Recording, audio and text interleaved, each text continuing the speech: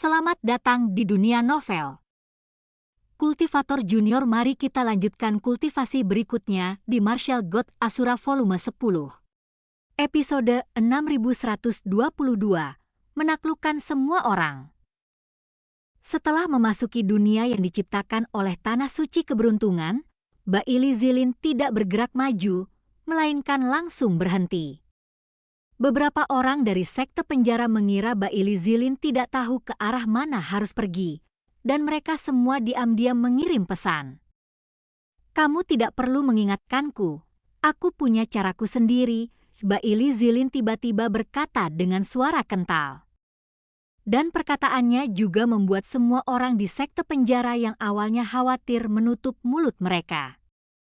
Faktanya, Baili Zilin benar-benar tidak bisa melihat rute spesifiknya, tapi dia tidak tahu harus kemana. Dia berhenti untuk mengamati, hanya berkomunikasi dengan Jimubai tentang situasi di sini, dan menunggu Jimubai membuat keputusan. Segera, Baili Zilin bereaksi dan langsung berlari ke hutan di depannya. Namun, begitu dia melangkah ke dalam hutan, hutan mulai berubah. Di saat yang sama, kekuatan pengikat yang kuat jatuh dari langit, membuat Baili Zilin tidak bisa terbang di udara. Hutan sepertinya telah berubah menjadi labirin, menjebak Baili Zilin di dalamnya. Tapi Baili Zilin tidak panik sama sekali, dia bahkan tidak mengambil tindakan untuk mendobrak jalan secara paksa. Apakah Baili Zilin memahami tempat ini begitu dalam? Ketua Long sedikit mengernyit. Dia dapat melihat bahwa Baili Zilin benar dengan tidak menggunakan kekerasan dan membuka jalan. Kekuatan formasi itu sangat kuat, dan hutan-hutan itu tidak dapat dihancurkan sama sekali. Paksaan tidak akan berhasil, Anda harus memecahkan labirin. Yang membuatnya takjub bukan hanya Baili Zilin yang telah mengetahui hal ini, tetapi Baili Zilin sudah tahu cara memecahkannya. Lintasan berjalannya yang tampak aneh seharusnya menjadi solusinya. "Kakak ketiga, tidak bisakah kamu melihat ini?" Master Long kedua tersenyum dan segera berkata, "Seni formasi juga membutuhkan pemahaman."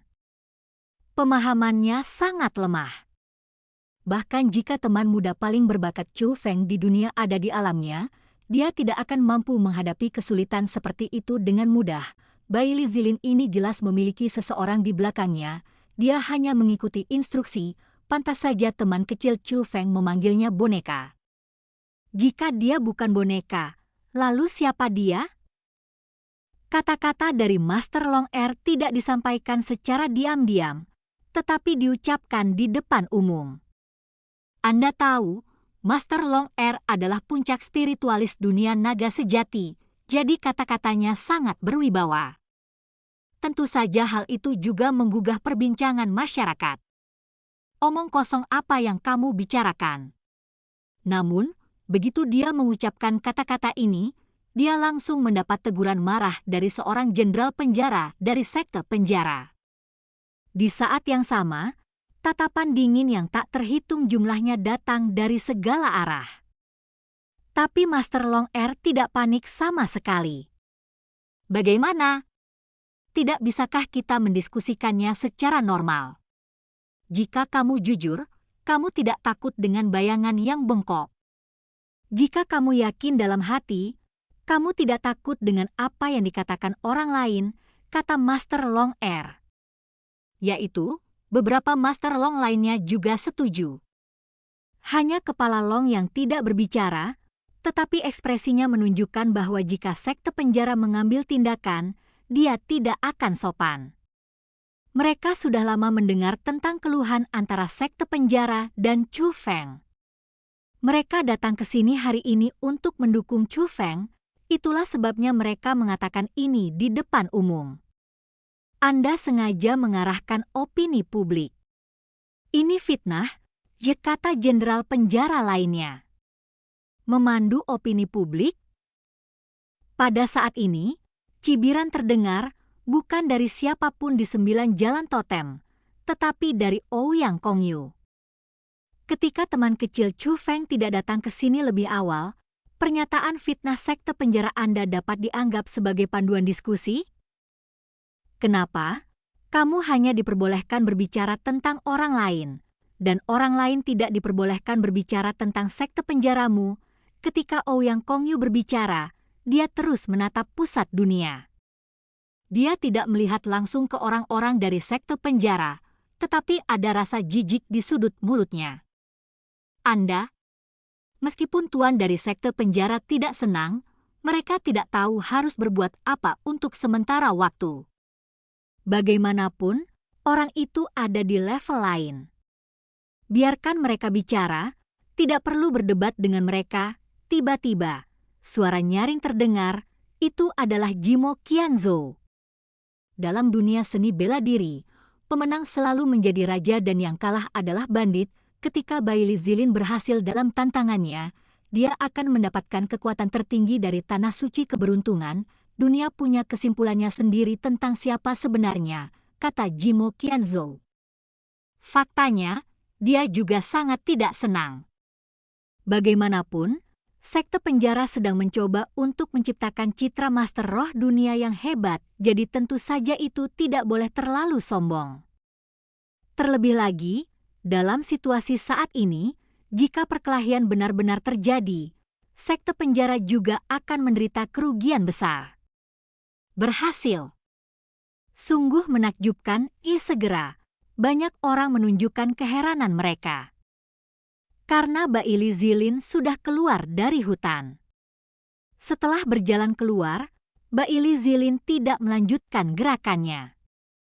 Sebaliknya, dia berdiri di sana, memegang pedang hitam panjang yang dipadatkan dari formasi tablet batu di depan dadanya, dan mencubit formula ajaib itu dengan tangan kirinya.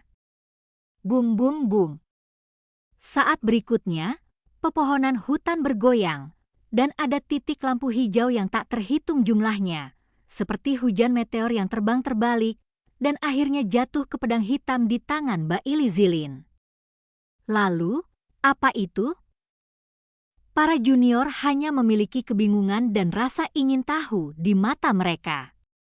Itu pasti semacam kekuatan khusus, generasi yang lebih tua tidak dapat memahaminya, tetapi mereka dapat melihat bahwa ada misteri lain dalam kekuasaan.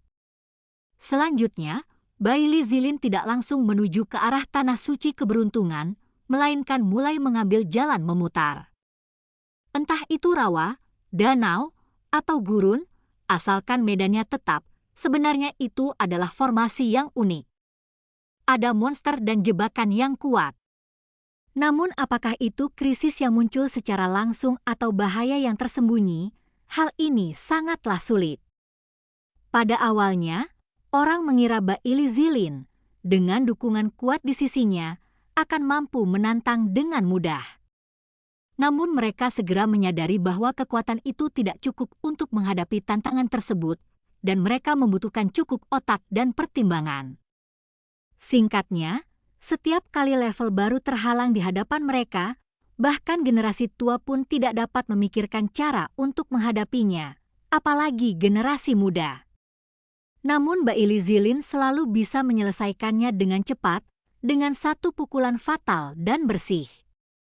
Jadi saat Bailey Zilin melewati setiap level, semakin banyak orang mulai mengagumi Bailey Zilin. Setiap kali Anda melewati satu level, sorak-sorai yang memekakkan telinga akan bergema dari langit ke bumi. Tapi bukan hanya orang-orang dari sekte penjara, tapi juga para penonton. Apa yang dikatakan Jimo Qianzhou benar. Sejak zaman dahulu, pemenang adalah raja dan yang kalah adalah bandit. Dan Bailey Zilin menggunakan tindakan dan kemampuannya untuk menaklukkan semua orang. Saat ini, Bailey Zilin sedang menghadapi ratusan monster batu raksasa yang tingginya ratusan ribu meter. Aura setiap binatang raksasa telah mencapai alam dewa, dan binatang raksasa batu itu juga dapat mengatur formasi. Yang terpenting adalah monster batu raksasa ini bisa terlahir kembali dan tidak bisa dibunuh sama sekali. Para penonton semua berkeringat untuk Bailey Zilin, bertanya-tanya bagaimana cara mengatasi situasi ini. Tapi Bailey Zilin selalu tenang dan tenang, berkedip-kedip di antara binatang batu raksasa.